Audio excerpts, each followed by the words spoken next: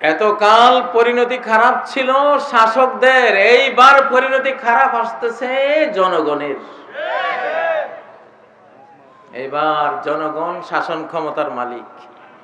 এই জনগণ যদি এবার কোরআন ছাড়া একটা ভোট যদি অন্য বক্সে দাও, তাহলে এই কোরআনের লানত তোমার উপরে পড়বে, তোমার উপরে আসবে।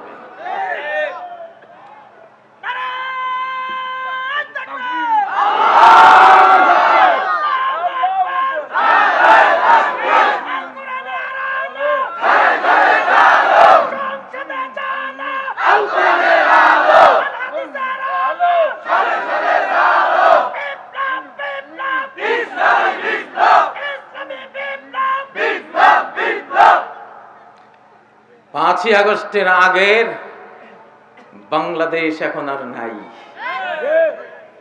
এখন রাজনীতি হবে নতুন, দেশ হবে নতুন, সংবিধান হবে নতুন, চির নতুন। লা ইয়াখলুকু মিন কাসরাতির রাদ্দি। কোরআন যত পড়বা, পাঠ করবা, গবেষণা করবা, কোরআন যতবার পড়বা ততবার নতুন মনে হবে তোমার কাছে। প্রতিদিন ভোরে নতুন হয়ে কোরআন আসে, আল্লাহু আকবার। নতুন ব্যাখ্যা আসে, নতুন তাফসীর আসে, আল্লাহু আকবার।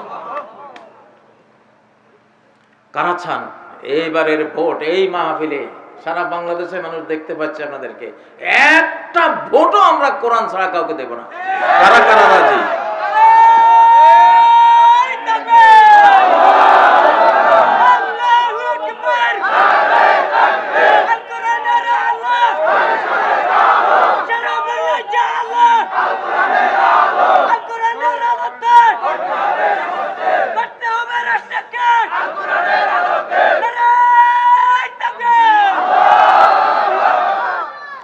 একজন বলছিল, বড় একজন পরাশক্তির নেতা বলেছিলেন, মধ্যপ্রাচ্যে সবকিছু জ্বলে পুড়ে ছারখার হয়ে যাবে। কোরআনের দেশ, আরব দেশ পুড়ে ছারখার হয়ে যাবে। আল্লাহর আরশ পর্যন্ত চলে গেছে এই কথার আঘাত। এমন আগুন জ্বালালেন উনি, আল্লাহু আকবার। এমন আগুন জ্বালালেন, সেই আগুন তো আজও নিভে নাই, নিভবেও না। আল্লাহর আগুন নিভানোর ক্ষমতা কারো আছে? টাইটানিক জাহাজের কাপ্তান বলেছিল, স্বয়ং গড নেমে আসলেও ওই জাহাজ ডুবাতে পারবে না। সেই আল্লাহ আটলান্টিক মহাসাগরের মাঝখানে একটা বরফ খণ্ডের সাথে, আইসবার্গের সাথে ধাক্কা লাগিয়ে 2 টুকরা করে ওই জাহাজকে কোথায় যে ডুবিয়েছেন, 100 বছর খুঁজে কিছুদিন আগে বের করেছে। পারেন কিনা আল্লাহ? পারেন কিনা? ফালা সারিখা লাহুম ওয়ালা হুম ইউনকাযুন।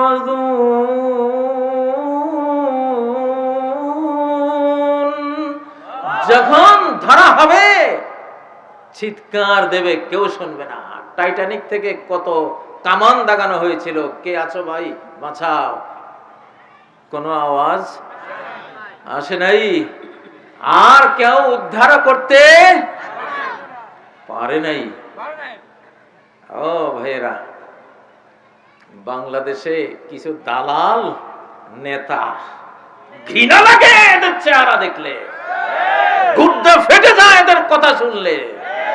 এরা 5ই আগস্ট থেকে কোনো শিক্ষা নেয় নাই। ভারত মূর্তি পূজার দেশ, এই জন্য তারা আমাদেরকে ঘৃণা করে। মুখে শেখ ফরিদ, বগলে ইট। মুখে শেখ ফরিদ, বগলে ইট। আমরা তো ওইরকম না, আমরা মুখে যা, বগলেও তা। আমরা কখনো এরকম না। সর্প হইয়া দংশন করো, ওজা হইয়া যারা, ওরাই জঙ্গি বানায় নাটক, জঙ্গি বানাবার নাটক করে। আবার ধরতে আসে জঙ্গি দমনকারী হয়ে। ওরাই জঙ্গি দমনকারী। সবই নাটক, ফেক, মিথ্যা, ফেব্রিকেটেড। বাংলাদেশের মুসলমান খুব মন ভোলা আবেগী মুসলমান, বেশি বেশি ঘন ঘন ভুলে যান, এই জন্য বলতেছে।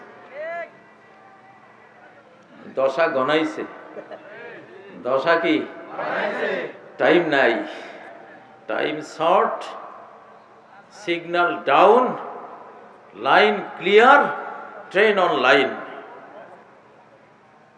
কথা কয়টা? চারটা। Time short, signal down, line clear, train on line. এটা স্টেশন মাস্টারদের কথা।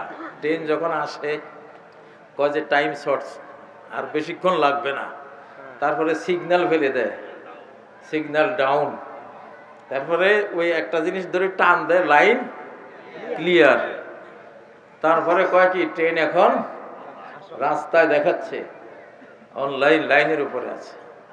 তো বাংলাদেশে আমি কয়েকদিন আগে থেকে যুদ্ধ ডিক্লেয়ার করে রেখেছি, যে ওয়ার ডিক্লেয়ার করে দিলাম।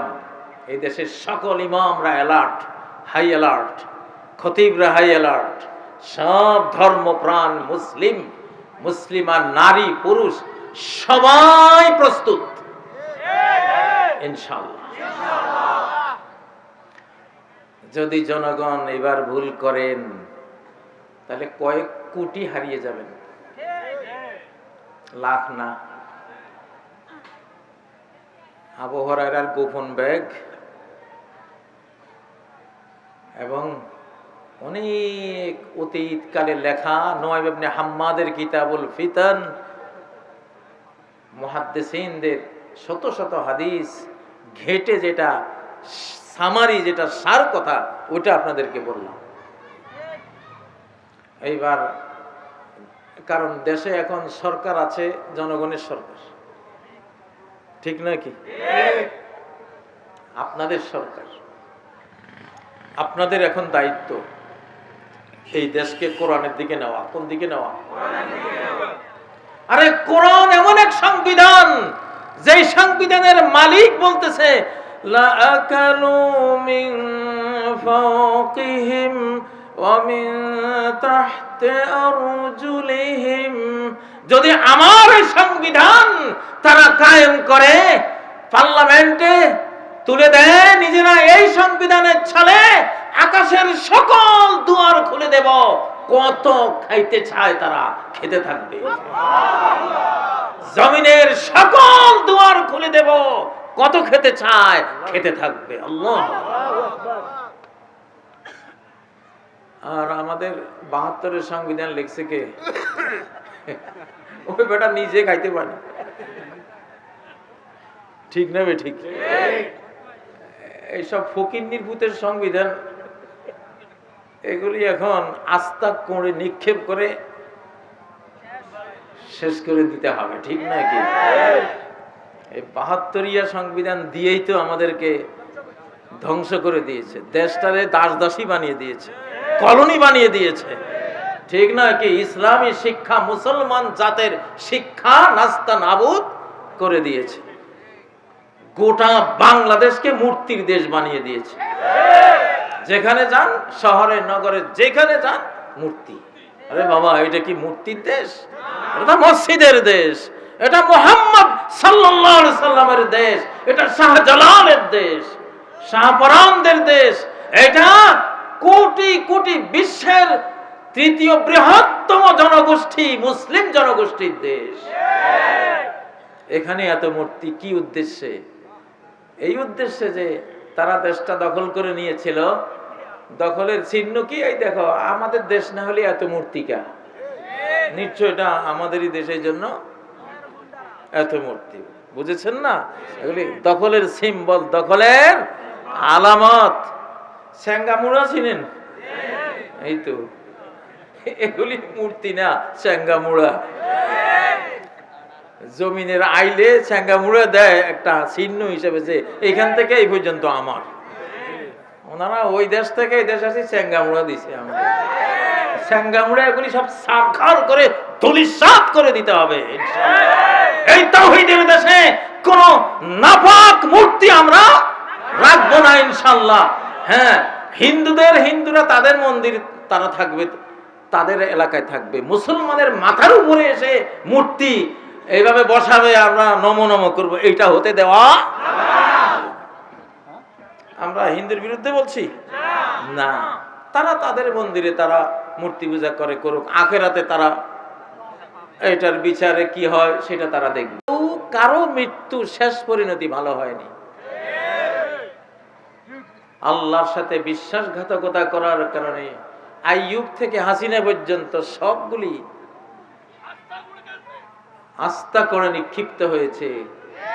কারো পরিণতি আমি বলতে চাই না, পরিণতি ভালো হয়েছে, কারো হয় নাই।